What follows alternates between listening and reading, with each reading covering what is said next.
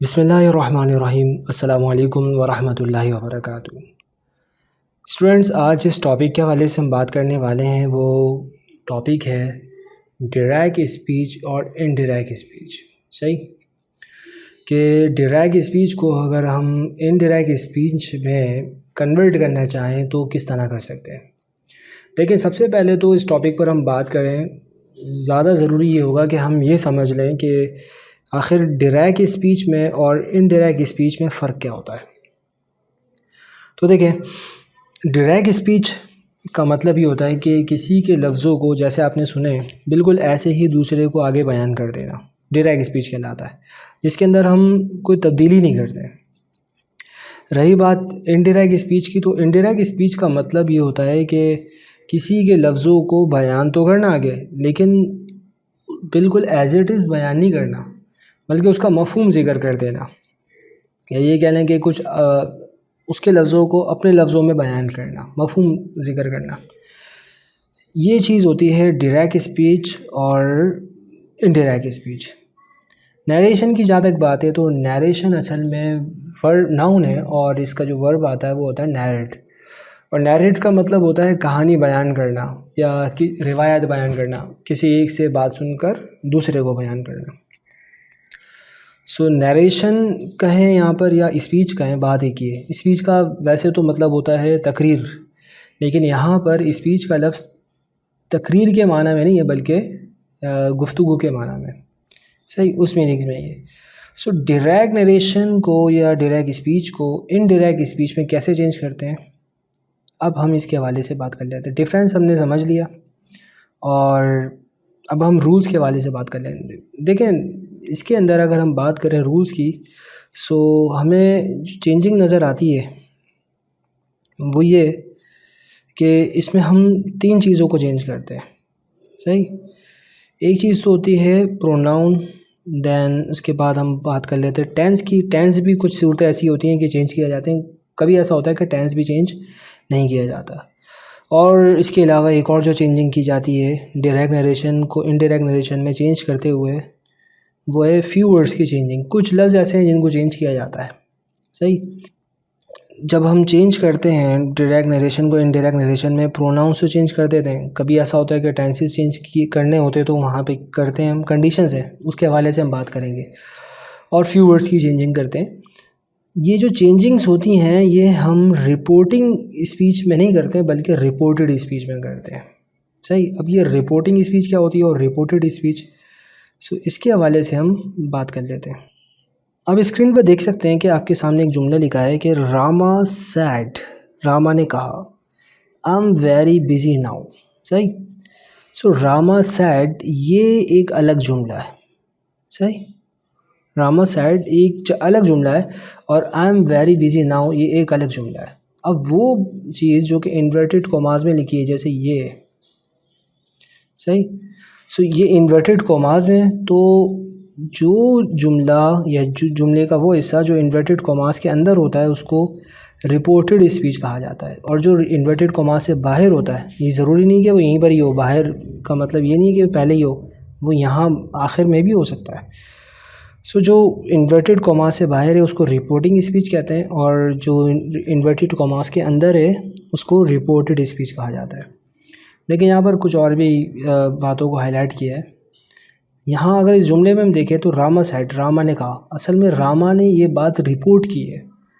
Report का मतलब ये होता है कि बात को बयान करना। जैसे रिपोर्टर्स होते हैं, रिपोर्टर क्या करते हैं कि न्यूज़पेपर को, मीडिया को यही बताते हैं ना कि हमने क्या देखा है, तो वो बताने वाला आगे अपने बारे में बता रहा हो या किसी और के बारे में रिपोर्ट कर रहा हो, वो रिपोर्टर कहलाता है। सही, रिपोर्टिंग वर्ब क्या है, said is known as reporting verb. देखिए, ये जो वर्ब यूज़ हुआ है यहाँ पर, ये रिपोर्टिंग वर्ब कहलाएगा, क्योंकि इन्वर्टेड कॉमास में ये जुमला नहीं है, इसलिए इसको हम रिपोर्टिंग स्पीच कहते हैं।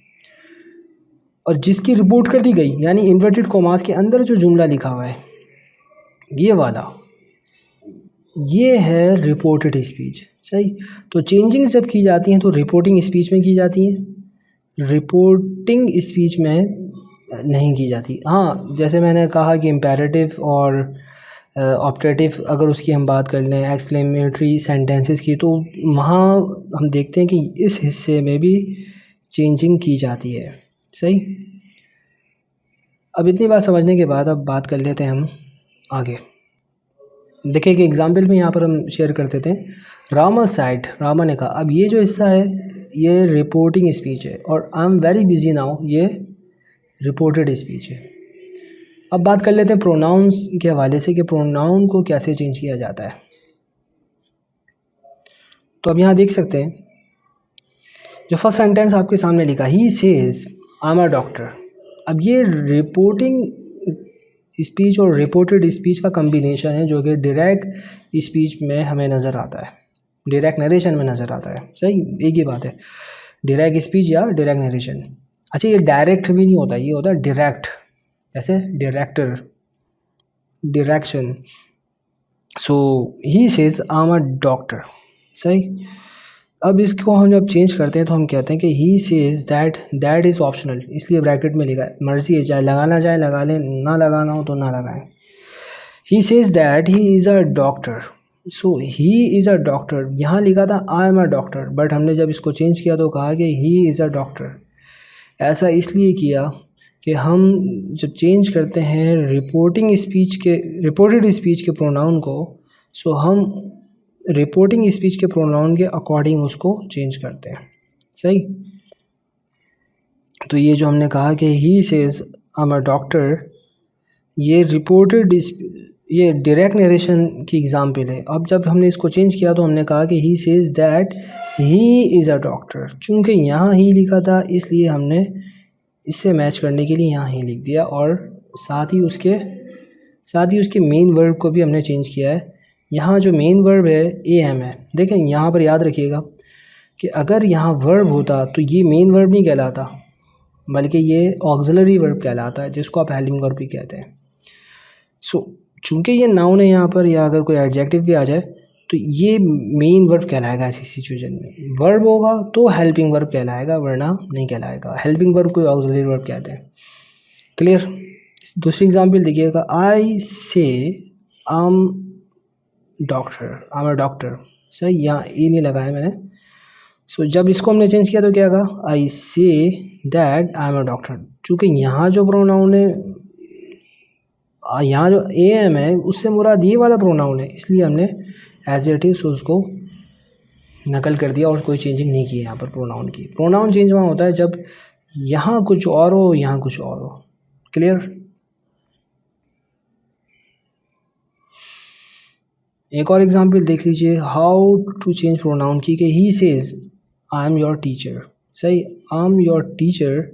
जब हमने इसको चेंज किया तो हमने कहा कि he says that he is my teacher. देखें यहाँ पर ए एन चेंज हो गया ही से, क्योंकि ही के अकॉर्डिंग हमने इसको चेंज करना था, इसलिए ही सेज वो कहता है कि मैं एक उस्ताद हूँ, मैं तुम्हारा उस्ताद हूँ, तो हमने चेंज किया ही, वो कहता है कि वो मेरा उस्ताद है। जाहिर है वो जिससे मुखातिब था वो मैं ही हूँ, तो कहा कि he says that he is my teacher. Clear. हाँ, अगर यहाँ पर लिखा होता है कि ही सेज टू अस, तो हम यहाँ पर मेंशन कर देते कि he says that he is our teacher. सही। अब ये क्या चक्कर है कि जनाब यहाँ पर तो हमने ही लगाया और यहाँ पर हमने जो है माई लगा दिया, यहाँ पर आई क्यों नहीं लगाया। तो देखें फ़र्क होता है चीज़ों में। अगर आप बात कर रहे हैं अपनी एज अ सब्जेक्ट, सो आप यूज़ करते हैं आई। सही। बट अगर आप बात कर रहे हैं अपने बारे में ऐसे कि आप ऑब्जेक्ट हैं, तो आप यूज़ करेंगे मी। फॉर एग्ज़ाम्पल अगर मैं कहता हूँ as a subject I will beat you, मैं तुम्हें मारूंगा, आई विल बीट यू। सही। अगर वो यूँ कहेगा यू विल बीट मी, तो ये एज अ ऑब्जेक्ट अपना नाम, अपना जिक्र करना, तो इसलिए हमने मी लगा दिया। क्लियर। और अगर अब पोजीशन के तौर पर, मतलब मेरा, तुम्हारा, हमारा, तो वहाँ पर हम ये वाले प्रोनाउंस यूज़ करते हैं। सही। My, our, my country, our country, yours country, his country, her country, theirs country. Clear. ये हैं वो प्रोनाउन जो कि पोजीशन के तौर पर यूज़ होते हैं। सही। सो अगर आपको कोई कन्फ्यूजन हो इसके समझने में, सो आप कमेंट कर सकते हैं और अपनी राय से आगाह कर सकते हैं कि अगर हम इसको और ज़्यादा बेटर करना चाहें अपनी क्वालिटी को वीडियो की, तो क्या कर सकते हैं। आप आपकी कीमती मशवरे की हम कदर करेंगे।